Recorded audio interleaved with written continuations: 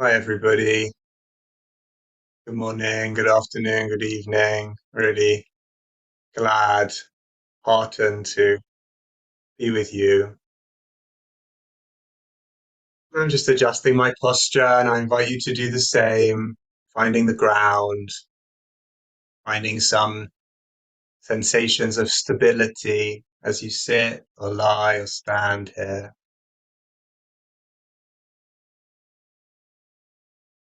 You may know that this year, 5784, this Jewish year, is a leap year. And you may also know that in the Jewish leap year, you don't just get one extra day, you get one whole extra month. Instead of 1 month of Adar, we have two. We're currently in the first of the two Adars. Adar has the festival of Purim, but our rabbis teach us that Purim must always come exactly 1 month before Pesach. So when we have 2 months of Adar, as we do this year, Purim itself comes in the second of those 2 months. But when we get to the 14th day of the first month of Adar, when there are 2 months, we have what's called Purim Katan. This literally means mini Purim. And it's about to come in because this evening, in fact, for me here in the UK, it's already arrived. It's the 14th day of the month of Adar Rishon, the first Adar. So here we are, Purim Katan, on its way, if not already arrived. Purim Katan has many elements of the regular Purim, which we'll celebrate in 1 month's time. Not all of them, but one of them that it does include is this fascinating and complicated idea of mishteh, of feasting. And there's lots of debate about mishteh, about what it should include, what it shouldn't. But one of the core traditions is that we should mishteh, we should feast ad lo yada, until we can't tell the difference between cursing and blessing, cursing Haman and blessing Mordechai. So this phrase ad lo yada, this not knowing, literally is what it means, until you don't know, is a theme both of Purim and of Purim Katan, through mishteh, through feasting. In fact, Esther, the heroine of Purim, her very name means hidden. And it was interesting for me to reflect on this because the last time I was here a few weeks ago, this whole subject of not knowing came up in our Q&A, and I was remembering that. And it was an interesting synchronicity that I just happened to be back here on a festival that has a very deep connection with not knowing more than any other moment in our calendar, we might say. So, some reflections and practice on Ad-Lo-Yada, not knowing, seem timely today. What I'll say now, of course, doesn't require that you were there a few weeks ago, or indeed that you remember it, even if you were there. We're starting afresh. But personally, it's very relevant for me, very meaningful, because, not knowing just actually is my experience so much of the time. It's like, if I look closely with sensitivity and attunement at my experience, much of the time, I'm not so sure. Now, we're not talking here about a kind of willful blindness, and we're not talking about forcing what actually is clear to become blurry. We're not imposing a blanket of fuzz over everything. No. Rather, we're honoring the reality as we find it. Sometimes clear, the reality of our love, the reality of our heartbreak, the reality of what is true and just, and sometimes less clear. Honoring too what is ambiguous, not simple, open, not known, lo yada, lo yadua.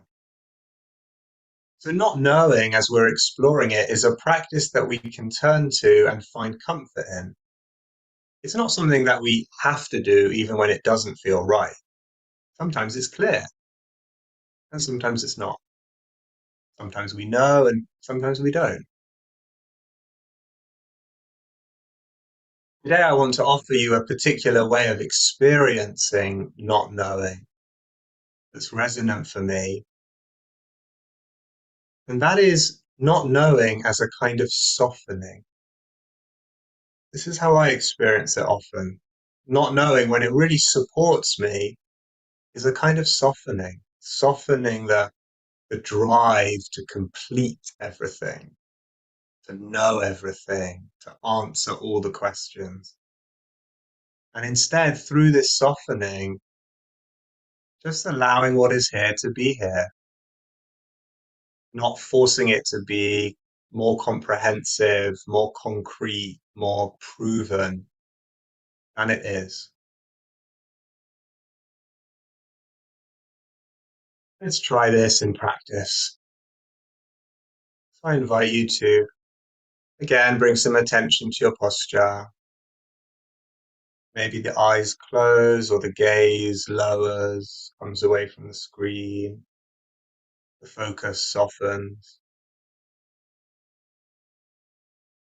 Finding your own balance of uprightness and relaxedness in the very posture.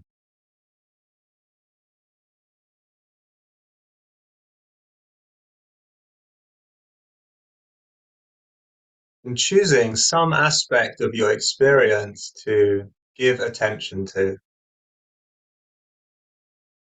some aspect that feels relatively available and not unpleasant, something that's relatively easy to feel right now.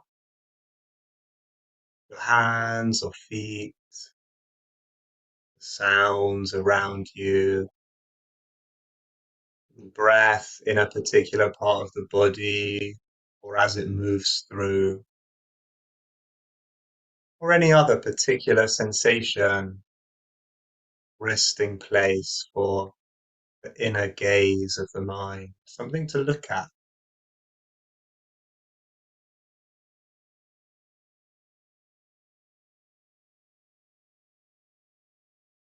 Something you can return to any time to begin again as we explore.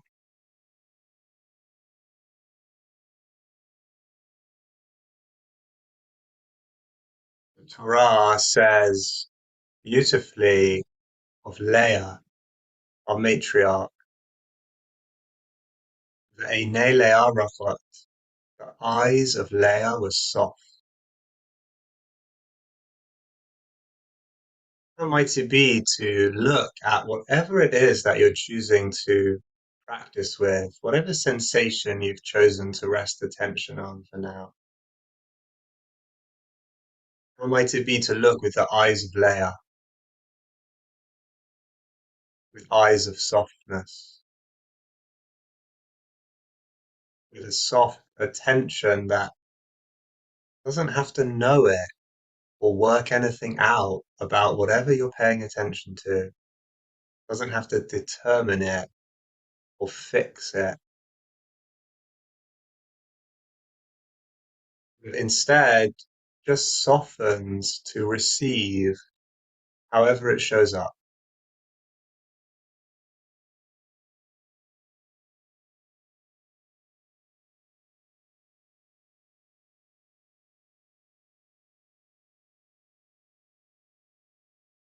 Observing whatever it is that you're observing, seeing if you might do so softly, looking through Leia's eyes at whatever arises in the foreground of your experience.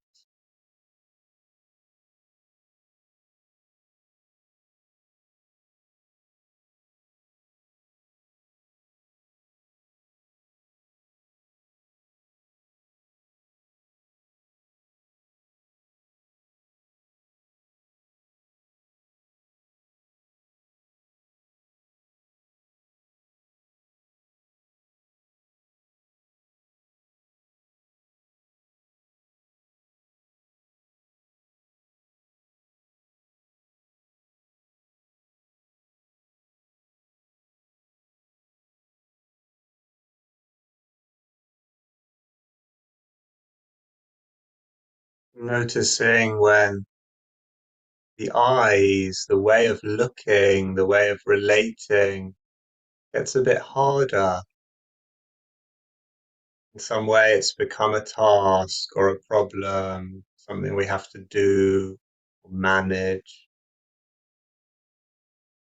So human, so natural that this happens. And then we remember Leia. We remember that we don't have to know, that we can soften to receive just how it shows up right now, vivid or vague, blurry or clear, softening to receive.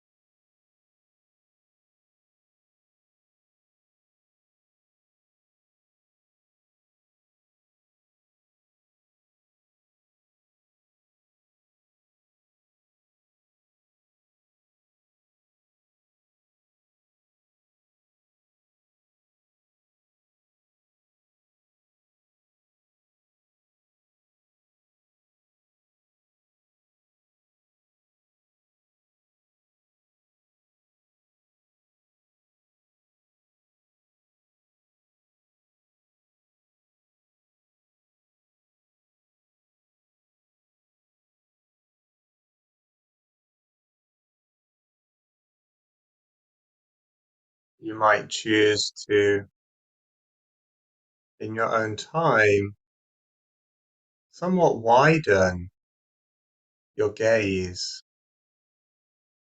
including what you've been focusing on and some of the area around it, expanding this soft gaze to a wider area of experience, maybe a wider region of the body, maybe softly receiving the sounds around you.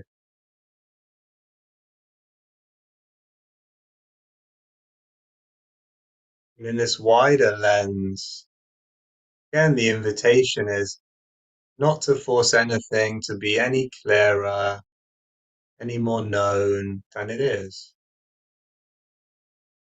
Softly allowing the element of mystery to be here too.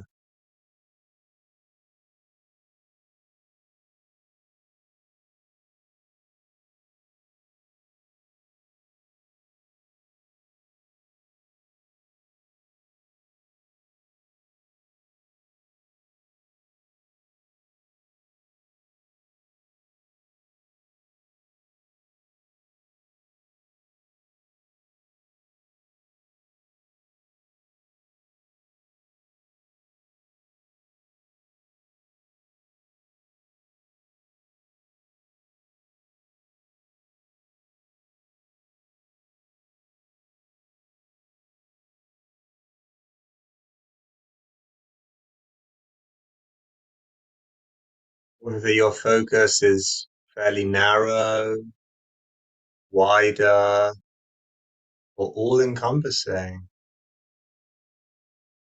we could say that in practicing softness, in exploring not knowing, what we're really doing is trying out relaxing the relationship that we have with experience, at least for now, not going out and interfering or trying to manage or control what's here. Just as best you can, even 1 or 2%, relaxing, softening the relationship with what's arising, unfolding itself in the space of awareness, and then fading.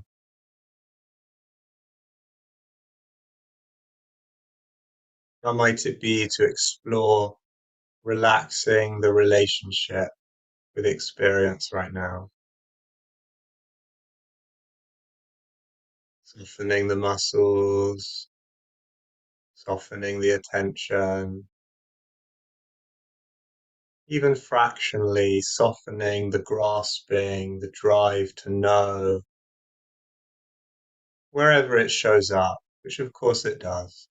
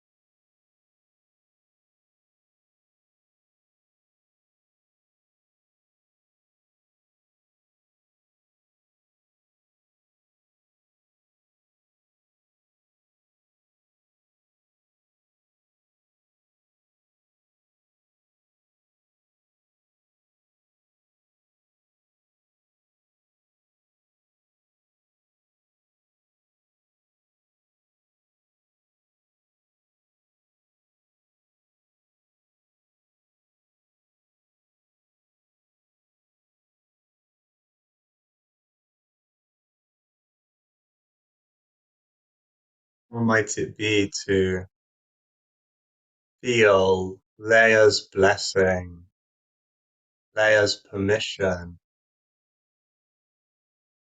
not to have to resolve anything, not to have to work anything out, at least for now,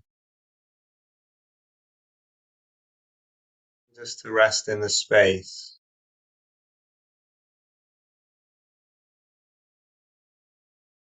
using a focus to ground you just as often as that feels helpful.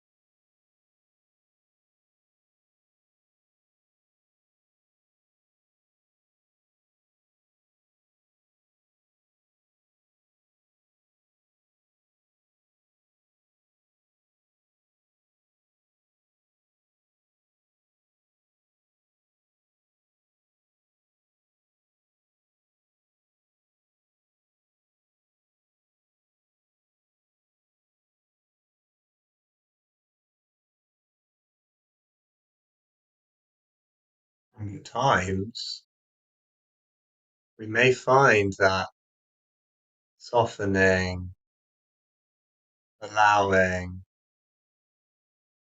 not having to know, that these practices reveal a kind of innate spaciousness in the landscape of our being.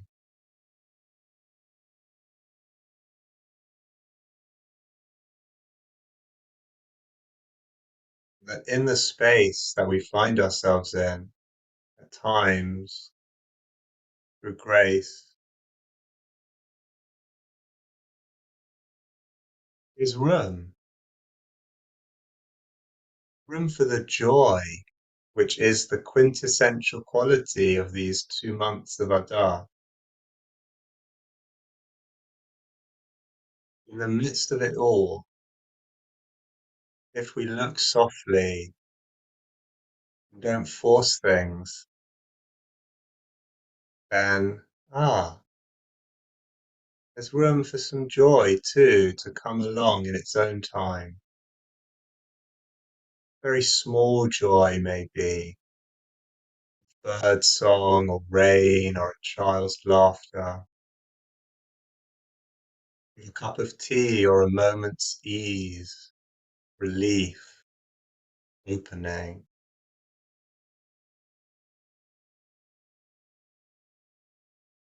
In the final couple of minutes, inviting you to soften into the possibility of small joy arising, perhaps unexpectedly,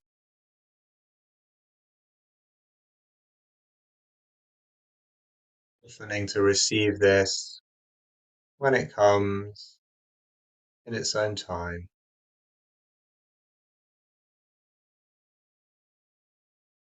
maybe now, maybe later.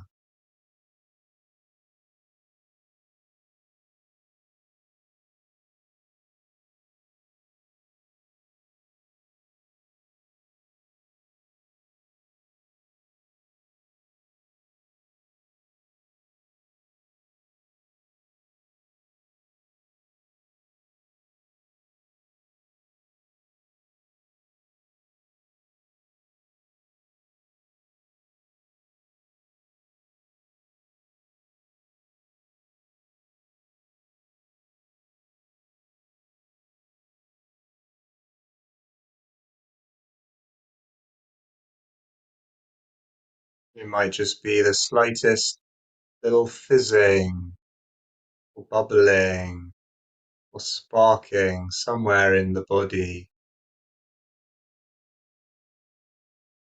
We don't question it too much. If we don't have to categorize it too quickly, we give it some room, then, yeah, maybe there's a bit of joy here in the midst of it all. With Adar sprinkled through the space. Maybe.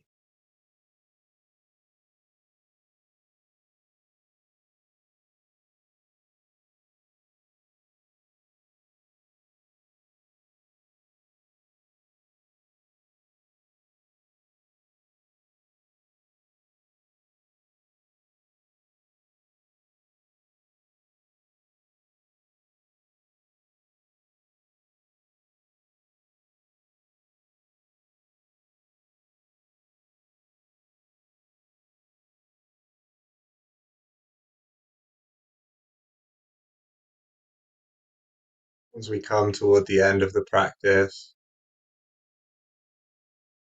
I invite you once again to feel the ground beneath you, through the feet or legs or buttock. Let yourself be grounded through these sensations of the earth, pressing up into you. Something known, something clear and solid, stable and steady.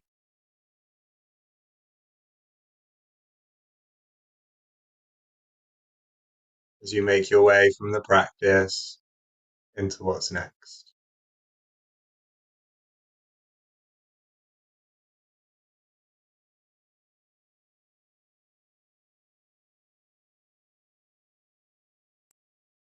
Thank you so much, Zach. Just beautiful, as always. So grateful to be led by you today. Friends, we seal the practice, as we always do, by offering an opportunity for anyone who's in mourning or observing a yard site, or if it's your custom to recite the Mourner's Kaddish, you're welcome to do so. You can put the name or names of those you're remembering, honoring today in the chat now or after we recite Kaddish. And if you're not reciting Kaddish, please stay present for those who are. Help to create a minyan of support and comfort for them. And thanks to Harry Gilboa, who's holding our text space, for sharing the words of the Kaddish on the screen. And if you reciting it, please join me by rising in body or in spirit at this time, and you can unmute.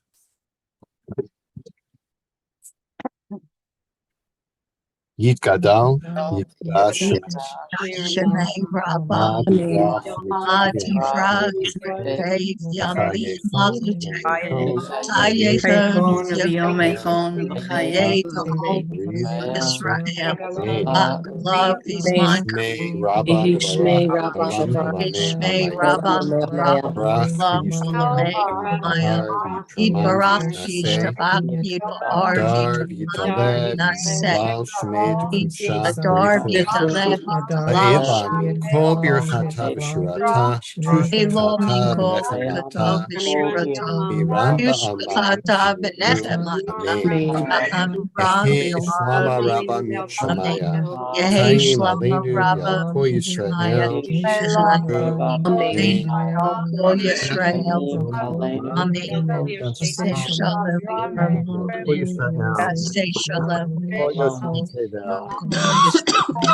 Say Shalom. Amen. Amen.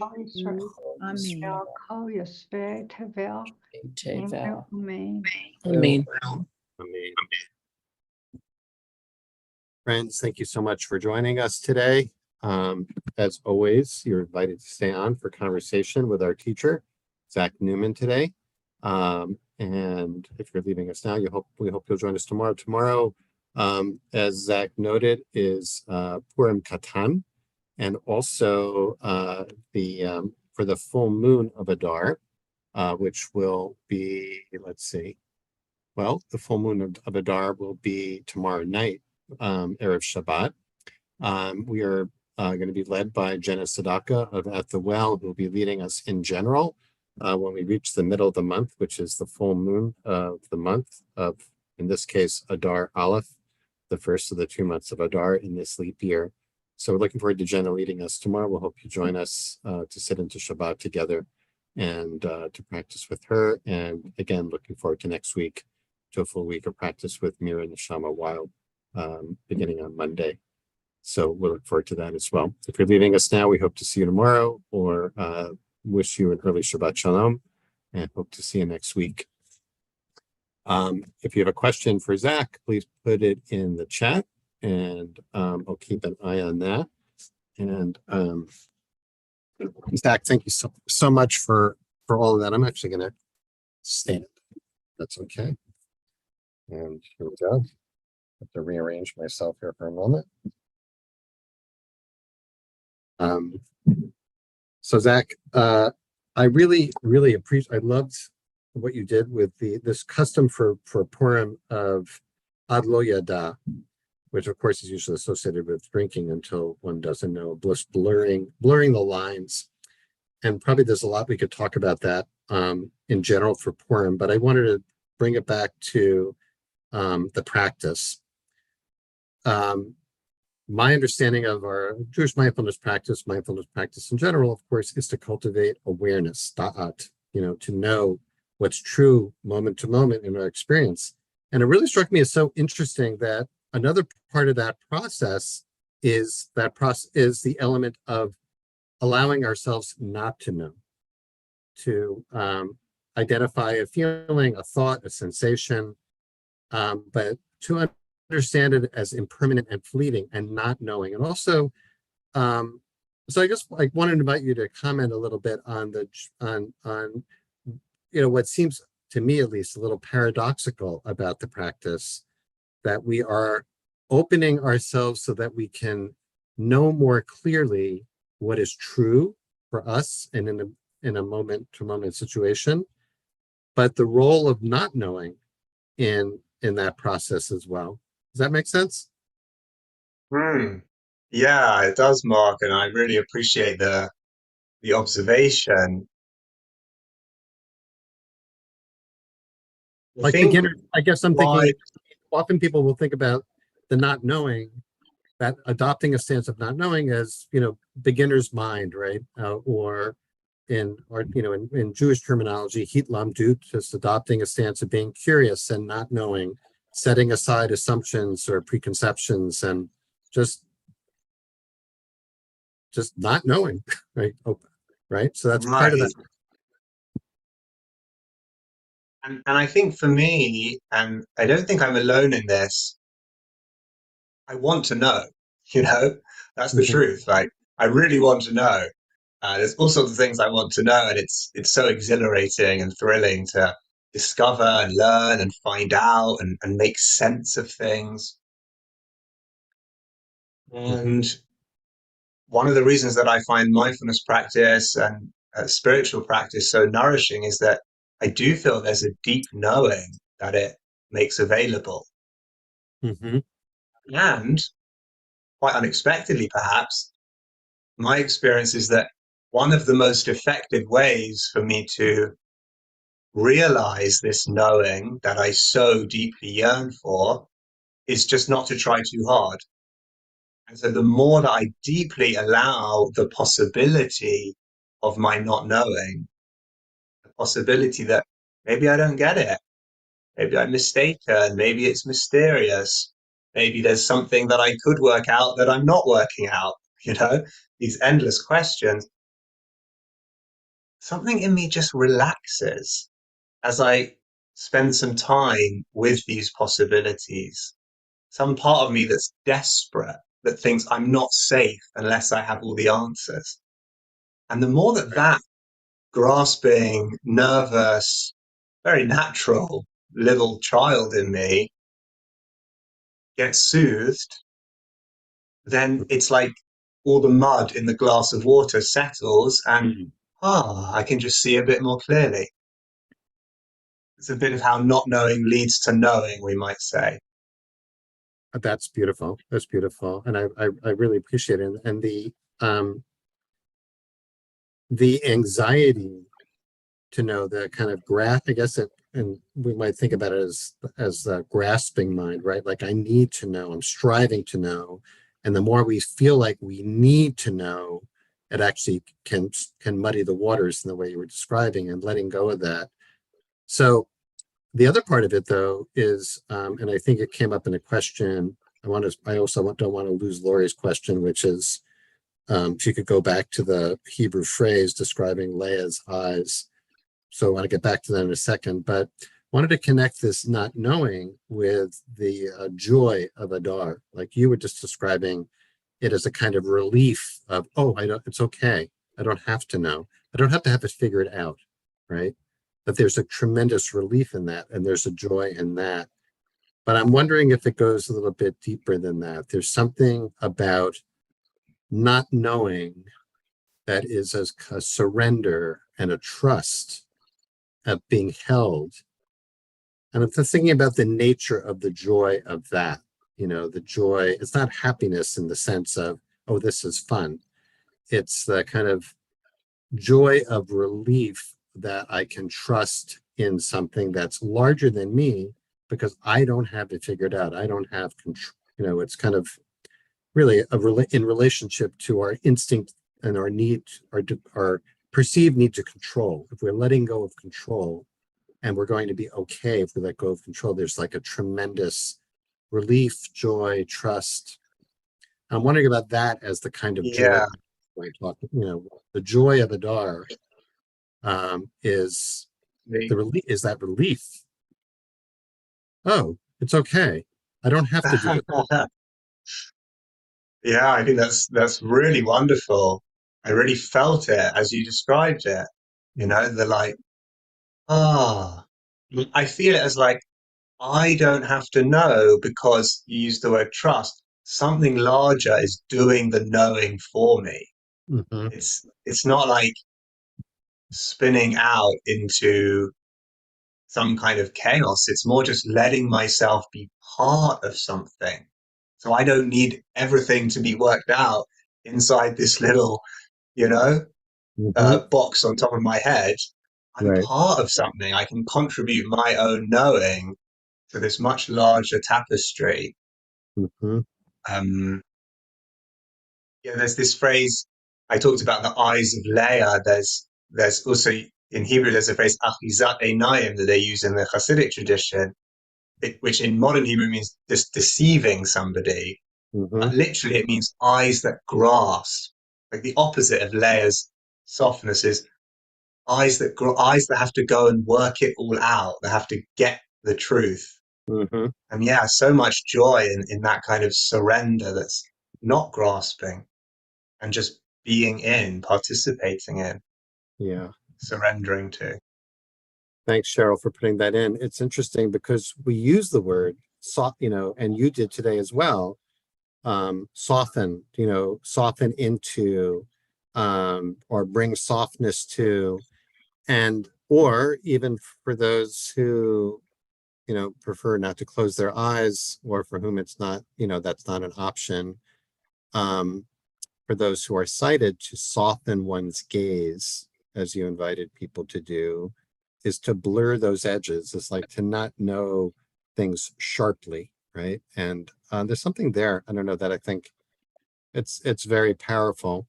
Thinking about also where Purim falls in the Jewish calendar, that this is, um, it's, I apologize in advance because it's very confusing. The Jewish calendar has many New Years and many beginnings, right? But we are, in terms of counting the months of the year, the first month of the year is the month of Nisan, the month of Passover. And so Adar is the last month of the year.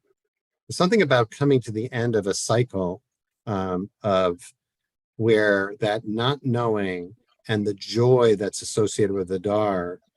I love the idea that the Jewish calendar, if we move through it, it leads us to a place of this kind of surrender of not knowing as something that's redemptive and joyful in that way. Mm, mm. Yeah, so lovely. Gail, by the way, this is who is it? Someone just put something really wonderful in the chat here. Betsy, I love Moses's line to Pharaoh. We have to take everything when we leave because we don't know how we will serve God until we get there. And Lo Neda Mana Vodet Adonai. I love that, And there are lots of little hints in our tradition, by the way, because and include the Ad Lo Yada is one example, but there's teaching in the Talmud as well, that one should teach one's tongue to say, I don't know. And there are all those instances where, Moses is presented with a question and he says, I don't know. I have to ask God, what the answer is there. It comes up a number of times. And I love that we have a tradition that lifts up that and elevates the not knowing as a spiritual practice. It's also a kind of humbling thing, right? Yeah, and I'm thinking about not knowing leading us into Pesach eventually, 2 Adars later this year.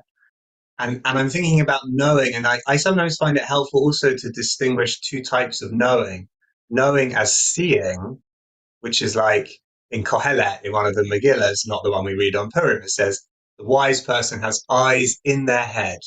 It's the opposite of eyes that go out to grasp, right? They're just here, receiving and witnessing, not meddling and hurrying. And that kind of knowing I find very beautiful, Mm-hmm. very compatible with a softening and a receptivity. And then there's knowing, which is much more like a kind of grasping, hastened and somewhat desperate. And that does feel like a kind of narrowing, which is what Mitzrayim is, which is what Mm-hmm. Egypt is. It's like that type of knowing is, I'm Right, forcing it, I'm not right, receiving it, I'm right. going out. That's a beautiful distinction. That's really one we can carry in mind. We can also know that, right? When a truth arises because we've made space for it. And so it actually relates, and maybe we can end with this question from Lori, who is enjoying the teaching and the lesson here, but is saying there's an inner voice that says that if we don't strive to better or fix whatever's gone awry, whatever we don't know, or figure it out, right? If we don't strive to figure it out, there's a judgmental, there can be a judgmental voice that kicks in that says, oh, you're just being lazy, just being intellectually lazy, or, you know, it kind of goes along with, I guess, the perception of meditation as doing nothing, right? Or navel gazing, when actually it is doing something, as the way you were describing it, right? It's clearing space, um, Mm, coming to a knowing in a different way. I don't know. Do you want to say anything about that for those of us who yeah. have that voice operative in our heads? Thank you so much, Laurie.